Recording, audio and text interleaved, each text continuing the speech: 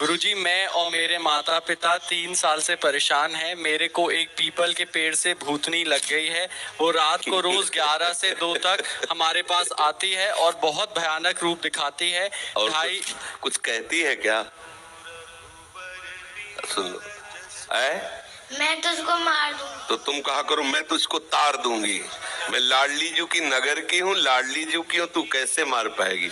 बच्चा, कोई ऐसा सामर्थ्यशाली नहीं है कि लाडली जू के ग्राम में, लाडली जू के नाम में लगा हो उसे कोई भूत भूतली लग जाए। सच्ची बात ये है, इस बात को सब स्वीकार नहीं करते। सब भगवान ही है, उनके सिवा कोई नहीं। ये भूत प्रेत जितनी योनियां है ना, मेरा ठाकुर नाटक कर रहा है, ये बात मान लो। नामदेव जी के सामने लंबा चौड़ा भूत प्रकट हुआ, बोले आओ लंबकनाथ प्रभु आप ही आए। अले वहां भी टल प्रकट हो गए, क्योंकि वही है। पंखे में, बल्ब में, हीटर में, फ्रिज में यंत्र के आकार के कारण उस बिजली का प्रभाव बदल गया। एक बहुत गर्म कर रहा है हीटर, और उसी बिजली से एक बहुत ठंडा कर रहा है, इतना ठंडा कर रहा है कि पानी बर्फ हो गया। एक है जीवन दान दे रहा है, छू जाओ तो जीवन ले ले, वही बिजली। बिजली में कोई अंतर नहीं। ऐसे ही श्री कृष्ण रूपी बिजली सब अनंत ब्रह्मांडों में व्याप्त है। हम उधर देखें, जब कोई भयावह स्थिति आवे उस समय आप चिंतन करो मेरे प्रभु पधारे हैं। बिल्कुल नहीं। और ये तुम विश्वास कर लो कि राधा किशोरी के नगर में जन्मी, उनकी सखी हो, और राधा राधा जिव्या से को कोई छू नहीं सकता। बच्चा, बिल्कुल कोई नहीं छू सकता। आज से तुम डरना मत, पक्का? और जब तुम्हारे सामने कोई आए तो जोर से चिल्ला के कहना लाडली किशोरी राधा, फिर हमें बताना। करना तो तुम, ठीक है? ऐसा करना और फिर हमें तुम बताना।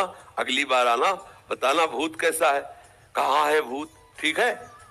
जब गंगा किनारे भ्रमण करते थे ना, तो काफी वर्ष गंगा जी की प्रदक्षिणा में किनारे किनारे व्यतीत हुए।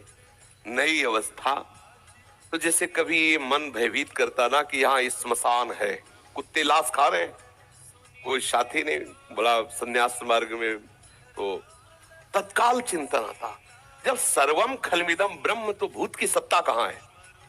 मन कहता नहीं है, तो वही स्मशान में जाके बैठते, बैठ दिखा कहाँ है, कौन है, क्या है? सही कहते हैं।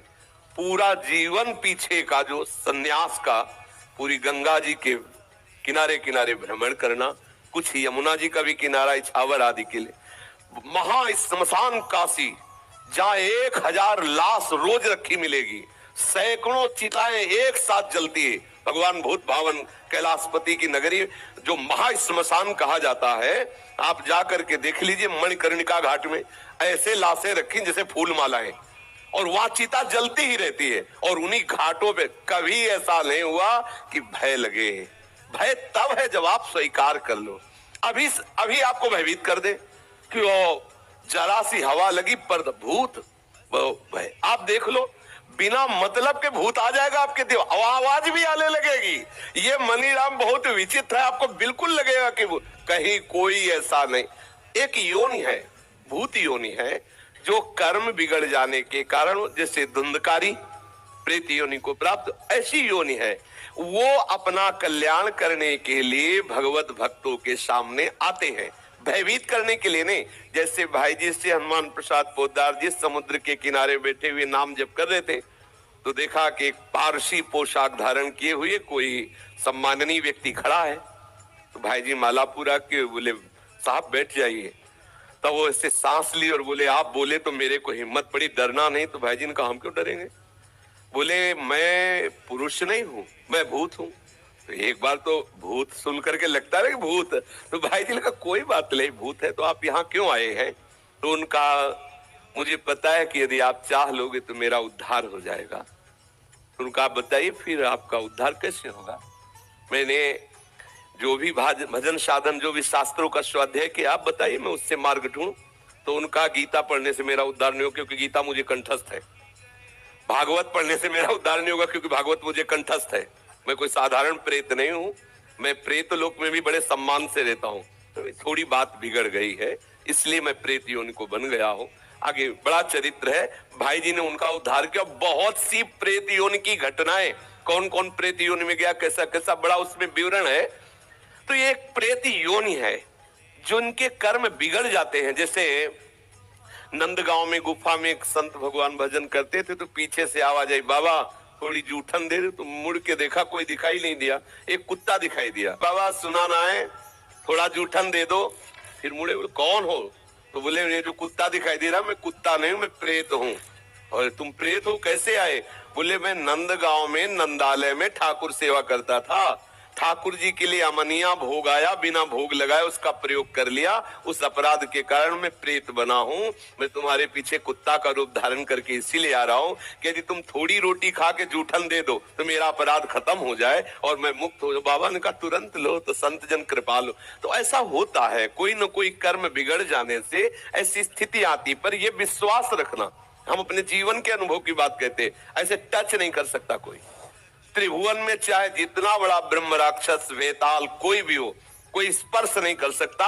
यदि आप नाम जापक हैं, चाहे वो राधा नाम, कृष्ण नाम, कोई नाम जप कर रहे हो, नाम जापक को स्पर्श नहीं कर सकता।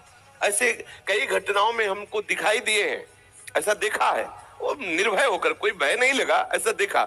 जैसे एक बार 3 बजे हम शौच के लिए कमंडल उठाया, तो जंगल में जाना होता था, कोई शौचालय की ऐसा, वो तो अभी कुछ वर्षों से शौचालय का ऐसी व्यवस्थाएं बनी नहीं। तो ग्रामीण आदि देशों में कहीं शौचालय पूरे नगर में नहीं होती थी, वो तो अभी व्यवस्थाएं हुई। तो कमंडल लेकर शौच के लिए निकले, तो देखा कि गांव के बाहर एक नववधू लोटा लिए शौच के लिए जा रही। तुम खड़े हो गए कि ये जिस दिशा को जाए उससे विपरीत दिशा में हम, वो खड़ी हो गई। फिर विचार किया कि हमें लगता है ये यहीं शौच में बैठना चाहती, तो हमने रफ्तार बढ़ाई। जब रफ्तार बढ़ाई तो देखा कुछ दूर आगे जा रही, तो लगा कि ये तो पीछे खड़ी थी, आगे। हमारा ये था कि हम कभी डरने वाली स्थिति में अपने को नहीं खड़ा करते। हमारे मन में आया नहीं, ये मेरा भ्रम है, वो हमसे आगे निकल गई होगी। जब वो आगे गई तो हम पीछे मुड़े, तो देखा हमारे दूसरे रास्ते में खड़ी। अब हमें पक्का विश्वास हो गया कि ये कोई स्त्री नहीं है, कोई पतित आत्मा है जो इस रूप में है। तो जोर से भगवान नाम उच्चारण खत्म किया, ना कोई भय और ना वो हमें दोबारा दिखाई दी। तो हमने जीवन में देखा है कि अगर कहीं ऐसी प्रेत आत्मा भी हो, वो आपको परेशान नहीं कर सकती। आपको जैसे गोकर्ण के सामने धुंधकारी प्रकट हुआ, कभी वो अग्नि बनता, कभी वो ये बनता, कभी भेड़ बनता, कभी सिंह, समझ गए अधोगति को प्राप्त। लेकिन कोई ऐसा नहीं कि उनका अनिष्ट करे और रो के कह रहा था कि मेरा उद्धार कर दो, मेरा कल्याण कर दो।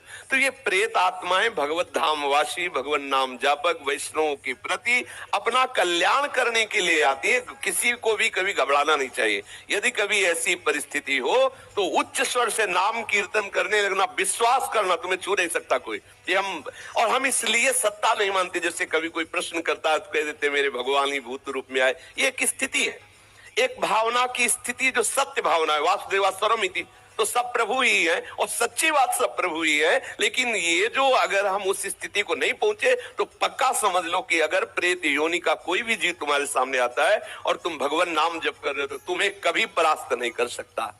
जहां कहीं भय लगे तो उस समय ना भयभीत होना, ना मौन रहना, चिल्ला के बोलना राधा राधा राधा राधा। ठाकुर वहीं खड़ा मिलेगा, और जहां ठाकुर हो वहां किसी की और ठकुराई चल नहीं सकती। इसलिए निश्चिंत रहे।